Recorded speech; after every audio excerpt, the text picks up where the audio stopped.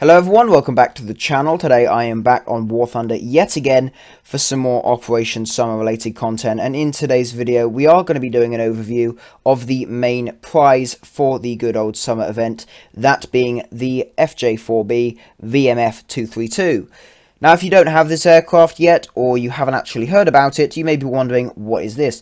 Now, effectively, it is a standard FJ-4B. The only difference is one of the armaments, that being the 5 bullpup missiles that it can carry, which are effectively a guided air-to-ground missile, which is, as far as I've seen up to now, very effective in ARB. People have been one-shotting Leopard 2Ks, Leopard 2A4s. I've been doing a lot of American tanks recently, and before I could get this, depending on what time zone you're in, you were able to get the stage early, and some people were able to get it about 4 hours ago. So I have seen it in Tank RB, and it looks to be quite effective. But as I said, it is basically a standard FJ-4B, just with a few slight changes, like the skin. The skin's obviously different. But what I'm going to do this video, overview the stats, those sort of things, look at the position in the tech tree, and then we're just going to look through the modifications and test some of the various weapon presets. So going on to the stat card, we're going to see it's a rank 5 9.0, obviously same as the standard FJ-4B. You've got those exact same 4 Browning Colt Mark 12 Mod 3 cannons with 576 rounds of ammunition overall. Armament presets, you have 8 presets for the weapons this vehicle can carry, those being a selection of bombs, missiles, rockets, those sort of things. Now the guns, these are very fast firing guns. In 1 second they release 9.49 kilograms per second effectively of bullets and various things, which basically means these are very fast firing guns. You fire at an enemy, it's highly likely that in a head-on, for example, versus a MiG-15 or something like that, your shells are probably going to reach them before theirs reach yours. So in a head-on, this is an advantage. The one thing I found, it is kind of difficult in turn fighting to get used to the lead you need to put on the enemy target for these guns to be effective. But it only takes a few games really to get used to that. So I would advise doing maybe some custom battles with some high rated bots to try and do some turn fighting, get used to the lead you put on with these guns, and then once you're happy with that, do some games. Now obviously this is a fighter aircraft, so it's got a crew of 1, only 1 pilot. Max speed, it is worth saying, I have got a few upgrades. I've got an engine and a compressor upgrade, so it is going to be slightly faster, but not a huge performance difference. So max speed is 656 miles per hour, so not too bad for top tier, maybe a tiny bit slow though. And that's at a height of 500 feet, so that's effectively ground level, so this is definitely performs best, at least, at lower levels. And max altitude of 48,000 feet, rounding it down a little bit, but that's roughly the max altitude. Turn time of 32.6 seconds. It's pretty decent at turning, I'd say, at least for turn fighting and stuff, but when you do have any weapons on, it turns into a brick. It does not want to turn. It is incredibly difficult to maneuver, and it just flies very heavily with any weapon payload on board. Once you've removed them, though, the roll rate especially is very, very good. Rate of climb is 30.5 meters per second. You know, compared to other top tier jets, it's not like great, but it's decent. You'll get yourself a decent amount of height, but I don't see why you would, because as I said, it seems to perform better, at least from my experience, with the FJ-4B in the tech tree, at sort of lower to medium altitudes. Higher altitude isn't really the best thing for this aircraft. Takeoff run of 2,460 feet, that can be expected. That will of course be more though with the weapons, as they add a ton of weight. This thing can carry 2,000 pounders, which are definitely very heavy, so you know, it depends what armament you're carrying, but if you're using those payloads, it's likely you'll be in Tank RB, where you get an automatic air spawn. So that's basic. Of course, it is a standard sort of stock-like vehicle. It's not a premium, so you have 10 free repairs, 13,000 Silverline repair costs, sort of discouraging people a little bit from using it that much in Tank RB, because I reckon Gaijin think it might be a bit overpowered with these missiles in Tank RB, so maybe they've put that price up a bit just so that people aren't spamming it constantly, although at the moment that's not really the case. Free repair time with crew is 10 days. Now the reward efficiency is very interesting. Currently I do have a premium account on, so it's going to be different if you don't have a premium account, but currently the reward for research points is 400%, and the reward for silver lines is 555%, so quite interesting there. So now we're going to move on to the tech tree. We're going to see where it sits. So as you can see, there's the standard FJ-4B after the F3D1, And this is over here on the basically the premium section, premium vehicle section. It's kind of like actually Rasmusen's P36. It's a non-premium, but it's in this section, pretty much in the exact same position as the Soviet LA-174.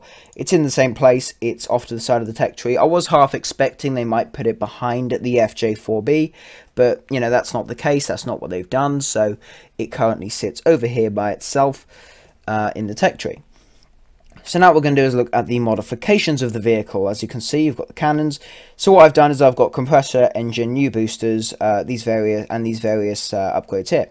As with every vehicle on the aviation tech trees, you've got 4 tiers of research modifications. This does have a G-suit modification, which I'm going to hopefully grind soon, which should help a little bit. And there's the 2,000-pound bombs. So what we'll do is look at the guns first. So you've got default ammunition, but researching this 25k RP upgrade will give you access to universal, ground targets, air targets, and stealth. Now, I did say that the HE the high explosive rounds really were very good for this these guns. And, you know, I think air targets definitely shows that. You've got armor-piercing rounds as well as high explosive fragmentation shells. Ground targets pretty much the same, but also practice shells for some reason. Not sure why you'd have them. Weapon presets, so you can either carry 6 250-pound bombs, or of course you have the without load, which was already on. But you have 6 250-pounders. They're obviously going to be the lightest of all these loads, so if you want to be a quick strike aircraft and you're going for quite light vehicles on the ground, that might be the best for you. It'll allow you to fly a little bit faster. That does, of course, reduce speed. It takes off 109 miles per hour of speed and quite a bit of climb rate, actually. Then you can also have 6 500-pound bombs, so that's quite a bit bigger. That takes off 166 miles an hour. So as you can see, if you're going in air RB, you don't want to be losing that amount of speed when you're fighting top-tier jets. So perhaps the best thing for this is to use it as a fighter in air RB, and then as a ground striker in tank RB, where you don't have to worry as much about your speed. So then you can have 2 1,000-pounders. You lose less speed with these. Obviously, the bombs themselves are more effective, but you have less overall payload. So that's 2 1,000-pounders. You only lose 130 miles an hour from that. But then you can carry 2 1,000s and 4 500s, which I believe is the heaviest payload. You lose over 200 miles an hour of speed for that payload. So that's going to sort of put you at quite a big disadvantage if you're wanting to use them. But on the other hand, I believe these could be used actually to destroy an entire base and possibly more. So if you did want to do that and sort of sneak around the map, take out some bases in ARB, if it's a big map like Berlin or something, that could be useful if you're not spotted. Then you have 2 2,000-pounders. These make you lose 161 miles per hour of speed. And, you know, they're pretty effective bombs. It is worth saying all these bombs are the more streamlined, sort of more modern bombs. They're not the big, fat bombs from, like, World War II. These are the more streamlined, modern, armor-piercing bombs. Now we get on to the interesting stuff. For 2,900 silver lines added to your repair cost, you can get these Hydra 70 rockets, where there's 114 of them. You lose 106 miles an hour because of this, most likely due to the fact there is an aerodynamic fairing on the actual rocket pods, which of course makes the aircraft have a little bit less drag on those pods, but also because they're not really as heavy. But you do lose 106 miles an hour, so that's still a disadvantage. But of course, for tank RB, fighting lighter vehicles, these rockets will be very useful. Now, the one reason that would discourage me from using these in tank RB is the aircraft's cost is still quite high, mixed with the fact that this adds almost 3,000 silver lions to the repair cost of the vehicle. If you go into the battlefield and get instantly shot down by an SPAA, that's a lot of silver lions being lost there if you don't have any free repairs. So, slightly worrying there. Now, on the other hand, the bullpup missiles, 5 of them, are quite a bit cheaper. The AGM-12Bs. This is only 100 silver lions. You lose only 52.3 miles per hour of speed. This is effectively the lightest and most effective payload. For tank RB, this is what I would advise. Of course, it might be difficult to get used to the missiles, which I'm going to go into a test flight in a minute and see how that performs. But, you know, you do have to get used to them, of course, but I think these could be the most effective. The actual explosive, I believe, is only about 250 pounds, I think it was. So it's not exactly a huge explosive mass, but the fact is, I believe it's got armor-piercing properties, as well as the fact of it being guided. You can hopefully get a far more effective shot. But there's the modifications, of course, all the other basic stuff: wing repair, fuselage repair, airframe, all that sort of stuff. G-suit, a lot of top-tier aircraft have that. But you do have all these modifications. Of course, you have the bombs in one section, and then the Aero 7Ds, of course, the Hydras, and then also the AGM-12Bs bullpups. It is worth mentioning the bullpups are on the 3rd tier, so you're going to have to get quite a few modifications to actually be able to unlock the bullpup missiles, which is a slight annoying thing, but, you know, it's something you'll have to grind to if you don't want to spend any golden eagles. You can talisman this vehicle for 2,800 golden eagles. And, you know, it's standard talisman. It'll give you, I believe it's plus 100, yep, plus 100% RP. No silver lion benefit there. Personally, I'm not going to talisman this vehicle purely because my American tech tree is almost done. And also because the FJ-4B, at its rating, it's not the best. If I wanted to talisman something, I would either go for the F86A5 or most likely when I unlock it, the F86 F2, or I would just stick with the P47M, which is the vehicle I'm currently using most for the American tech tree. So now that we look to that, we're going to first off go into a test flight, and we're going to attempt to test out the bullpups. Now, it is worth saying I have not got much experience with these. I have only just got it, and I have done one test flight with them. I know how the controls work. I'm not sure how accurate they can be. I suppose what you're meant to do is aim them at the target and then basically slightly adjust them. So we're starting off our run now. I'm going to put the flaps to take off, just get going. As you can see, the cockpit of the aircraft is the same as on the standard FJ-4B. And so are the air brakes. You've got those 4 air brake sections on the rear of the aircraft. So now we're getting to sort of rotate speed. I'm going to begin to pull back. There we go, in the air. Put the gear up. There we go. So as you can see, there are five missiles, 5 bullpups. One is missing. Well, basically, there's 6 hard points. The inner right hard point is, I believe, some sort of missile control pod. I'm guessing in real life that sort of pod was used to control the missiles from the aircraft as a guidance system or something. But that's here, and we have 5 missiles. It does look a bit weird, but you know, it's quite interesting. But yeah, so it is. The missiles are quite big compared to the aircraft. I thought they would be smaller from pictures, and they are quite. At least the inner one is quite far forward on the wing. I presume that's to keep it out of the way of the gear, though. But let's give this a little test. So there's a target over there. Let's try and hit it.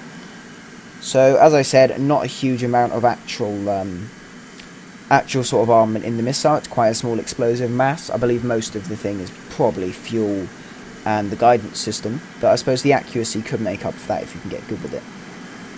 So that what we'll do is we'll try firing from here first. So I'm going to fire the missile, try and aim down. Can we? Oh, that is up. Is that down? Okay, that's down. Okay, that's a bit of a dud. Oh yeah, it crashed over there. Okay, so I've worked out the controls now. It seems to be the opposite of what I expected, but let's just fire one. There we go. Big explosion there. Quite a big explosion size, despite the explosive mass not being incredible. Okay, let's just try and aim for something and hit it. Let's try and go for the carrier. Big target. We'll see if we can do that. So let's fire the missile. Going down. Okay, bit early there. Fire. Down. There we go. I sort of got a hit there. So yeah, basically the control keys are A, W, S, and D. What you do is you fire the missile and then you hold Alt to select the sort of missile control. So I'll demonstrate here. What you do is you fire the missile, Alt, S is down, W is up, A is, I believe, left. Yep, A is left, and then D is right. So then you can effectively control the missile relatively easily from your aircraft. Now, of course, for longer range targets, it might be necessary to hold U, at least for me it's U, to go and look at the missile view, as you can see here. But I suppose with most things it shouldn't really be necessary, and as you can see there, it exploded against the ocean. So now the missile's going to reload. We'll give another go at firing at something, maybe those naval targets. Now, the good thing about these missiles, though, when you initially fire it, I believe it's just going to go like normal rockets, straight for the thing you aimed at, which is quite useful. You don't really have to guide it. In Tank RB, you can always just fly towards a target and sort of just fire the missile, hope it hits, like I did with that vehicle over on that other island. It luckily hit it. So the missiles are about to reload. We'll give that a quick another test. Then we'll go take a look at how the bombs are in terms of effectiveness, as well as the Hydra rockets. Okay, here we go. So first off, I won't actually guide it. I'm just going to fire it at the target and see if it gives me a hit. So there is the target. Fire. Okay, so obviously in naval targets, the water does sort of dampen the explosion, so it's probably not most effective for attacking naval targets. Let's go for the carrier again. So we're going to fire, go down a little bit, up, up, up, up. Oh, okay, so it didn't quite pull up in time there. I think it is worth doing test flights and getting used to the missile's characteristics before properly using it. And now I wonder if we can get one to go through one of those hangars. Might give that a go, just for a laugh. Let's go away and get a bit of distance, and then we'll go back and see if it can get a good hit through the hangar. Probably just going to explode. Doubt I can get it that accurate, as I've only just started using these, but I'm sure we can give it a go. Not the best lining up, but we'll give it a go. We'll go for that first hangar. Right. Oh, no, wrong button. No, pull up. Okay, so not the most effective. Let's try and fire out one of these again. There we go, that was far more effective. Okay, that actually hit and destroyed it. So if you get a direct hit, it's highly likely it will destroy the thing you're firing at. So definitely not too bad. And as you can see, as I said, once you've got rid of all the weapons, the roll rate is definitely a lot more effective. So I'll land the vehicle and then we'll jump over and have a look at the bombs and the Hydra rockets, which hopefully are quite effective. The bombs especially, since I believe they're armor piercing. So they're obviously designed to actually deal with tanks. The older bombs, they don't tend to actually, you know, from a slightly longer range, they won't do so much. The armor piercing, though, hopefully will be able to affect the much more protected vehicles, such as the Leopard 2s. Well, not the Leopard 2s, just the Leopard 2A4. The Leopard 2K is not really protected, I'd say. But yeah, so we're just going to dive in here, probably going a tad fast. Pull up there. Try and get it on the ground. There we go, braking. Using the guns, of course, they do dispel quite a bit of armament per second. So yeah, quite a bit of armament per second, which does allow it to stop the aircraft quite quickly. Okay, so now that we landed, we're just going to jump back to the hangar, and we're going to switch out the armament for some bombs and then some Hydra rockets, and we'll see how that performs. Okay, so now that we're back at the hangar, what we're going to do is we're going to go into the modifications, switch this out. First off, the 114 Hydra rockets. We're going to test fly, and we're going to see how they perform. Okay, so here we are. As you can see, they're in sort of aerodynamic pods. So we're going to get into the air, then we'll just fire them at something. So, and as you'll see, basically it goes, instead of just sort of getting rid of all the missiles in one pod at a time, it goes from one pod with one missile to the next one, and then goes back across. So it's sort of, they're all firing at the same time, really. You'll see what I mean when we get in the air. Let's get up. There we go. As you can see, the takeoff speed is a lot higher with these missiles because of the amount of weight that they add to the airframe. But now that we're up, I'm going to switch the flaps to combat, just so that I still have a bit of extra lift. And then we're going to turn over and go for some ships. Okay, there it is. So, still going quite slowly. Hopefully it should be okay. Now, these missiles are quite small. I don't believe individually they hold a huge amount of sort of explosive mass. But let's see how this goes. Okay, so we did destroy one of those ships quite easily. It was quite difficult to get a direct hit. I think it's just because of how slow I'm flying, having to keep the pitch of the aircraft quite high. But now I'm speeding up a little bit, so I'm going to Turn around and go for a second attack run. Okay, going around. There we go. It's the as you can see, the turn speed does get sort of removed quite a bit with this this payload increase. Okay, there we go. So I took another one out. Of course, it is also quite difficult to maneuver, especially at lower speeds with the heavy payloads. So it is kind of difficult to actually take them out. But there we go. I have sped up a little bit, so it's a bit easier to turn this thing. But you can see what I mean by saying it becomes a brick when you put on heavy payloads. Definitely losing quite a bit of speed here. Okay, there it is. There we go. Okay, now we're going to go for this vehicle, and we're just going to fire just a ton of missiles at this thing, just to distinguish the full load.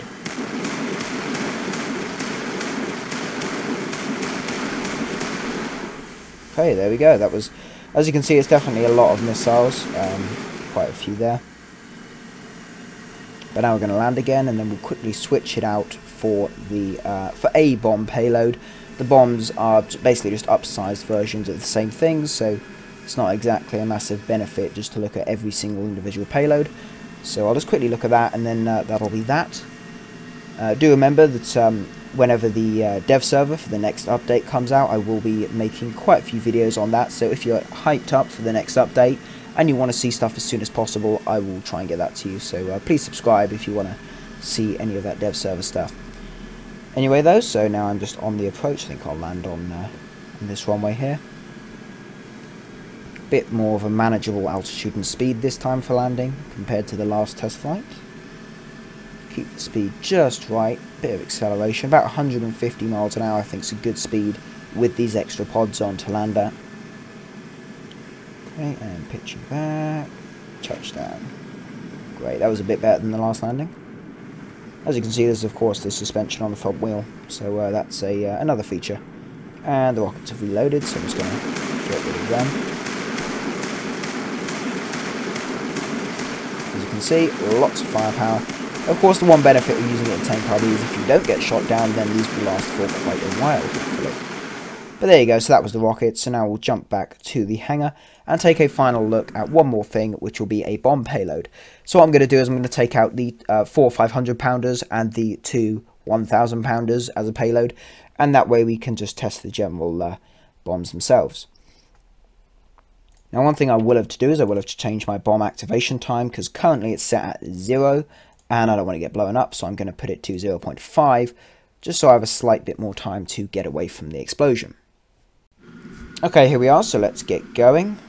So we're going to, of course, hold the brakes on while the engine spools up, just to shorten that takeoff run a bit. It will be interesting for sure to see what kind of speed this takes off at compared to the rocket pods and the bullpups with the extra weight. So now the flaps on takeoff, on the takeoff run, let's get going. Okay. Yeah, so as I said, the cockpit's the same, not much difference there, so sim players won't really notice much of a difference if you're using this aircraft. But let's try and rotate at 120. Okay, very difficult to get out, there we go. So it was about 140 it took off at, but at a very high attitude, so you know, it's not the best. Let's get the gear up just to reduce the drag. And we're going to switch the flaps to combat. Okay. So technically this payload should be enough to take out an entire base. I'm not sure on how effective it would be at taking out a base, but you know, I'll probably something to test out in ARB, just take this, see if I don't get killed, and actually try and take out one of the enemy bases. I think the payload, it's usually on a Canberra it's 4,000 pounds. Here you've got 4,000 pounds, so it should be able to do it. But let's drop 2 of the 500-pounders on this vehicle. So going in, drop the bombs. There we go, target destroyed. So now I'm going to go around and try and take out those boats. Of course, as I said, the water does sort of minimise the effect of the bombs a little bit, but we'll see if we can sort of stop that. So there it is, going in. Just going to try and do a direct drop across, get the speed up just so the explosion doesn't damage me. Not sure which bombs it is going to drop. Go, go, go, go, go, go, go. I'm not sure if they'll bounce as well. And drop. Yeah, didn't do anything. Okay. So we've got the two 1,000 pounders. Let's go see if we can do any damage to the carrier, and then if we don't destroy it, we'll give it a go landing. Because of course this is a carrier fighter, so we'll give that a go as well. Okay, so get the speed right up so we don't get blown up. So of course we are flying very low to the target.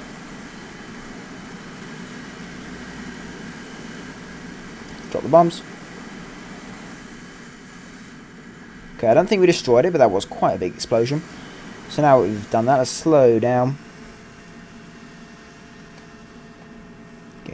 Get a nice slow down maneuver there. Flaps to combat, gear down, flaps landing. So of course, as I said, there will be another skin for this this vehicle.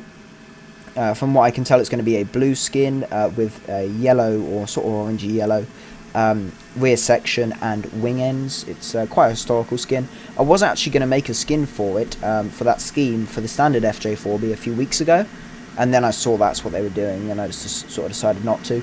But you know, but yeah, I do also make some skins now on live.warthunder, so do go check them out. Also, feel free to request any skins. Not too difficult. I'm not like an amazing skinner, but I can do some basic stuff, so do request any of that. So as you can see, the bombs have reloaded, so this is going to make landing a tad more difficult, as I'm going to have to put on a lot of thrust and go at quite a high pitch to actually maintain lift, because I don't want to fly into the back of the carrier. So got to try and land this. Then we'll try and take off with the armament. Okay, and don't stall. Touchdown. There we go. Okay, so what I'm going to try now is I'm just going to quickly taxi around. Close the airbags. We'll keep the flaps on landing for maximum wing lift, because we're going to have to be doing a quite low speed takeoff. Oh, okay, that's not good. Stop hooking. Ah, that's not good at all. Okay. But, yeah, so we'll wait for it to reload, see if it spawns us on the carrier. It probably won't. And if not, we'll drop all of our payload on the carrier and see if that destroys it. Because I'm interested to see if the 4,000 pound payload will actually destroy the carrier. Because usually 2,000 pounders do. So, and these are more advanced bombs, I think. So it should hopefully destroy it. Just getting a general idea of what this thing can destroy and how effectively. But I'm not sure why the wing disintegrated, because it didn't actually touch anything. But, yeah. Okay, so respawned. Let's see if it's on the carrier, or do we get an air spawn? Yeah, it's an air spawn. Okay. So we'll go around and then we'll try a landing without the bombs, because, you know, that sort of mucked it up with them reloading. Let's go around. So we're just going to dive. I'm going to open the air brakes. Going to dive in on the carrier, then pull out. Go flaps just to get it round. Okay, going in. And drop all bombs. Hopefully they'll hit. There we go, target destroyed. That definitely had quite a bit of explosive power. So, I'm not sure how much silver lions that would get you in a top tier game if you happen to have enemy aircraft carriers. But that definitely did quite a bit of damage. As you can see, the carrier is effectively completely destroyed.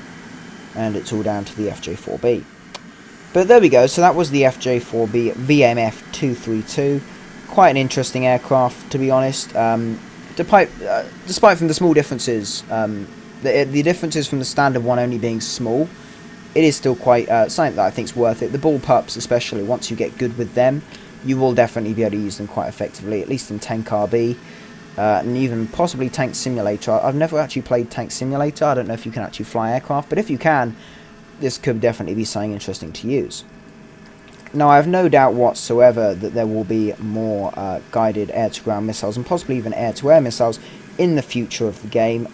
For example, the Supermarine Scimitar used them, as well as some other aircraft. And there is actually a user-made model of that being made at the moment, I believe. Not sure who's making it, but someone has made a Scimitar. It's not quite finished yet, but you never know. That could be added to the game in one of the future updates as a new British jet aircraft, as we've not had one of them for quite a while. Not sure what the last British jet to be added was, but I definitely can't remember, so, you know, it'd be good to get some new British stuff. But anyway, thanks a lot for watching the video. If you did enjoy, please consider leaving a like, maybe even subscribe to the channel. If you do, that would be very much appreciated. Thanks again for watching, and I'll see you in the next one.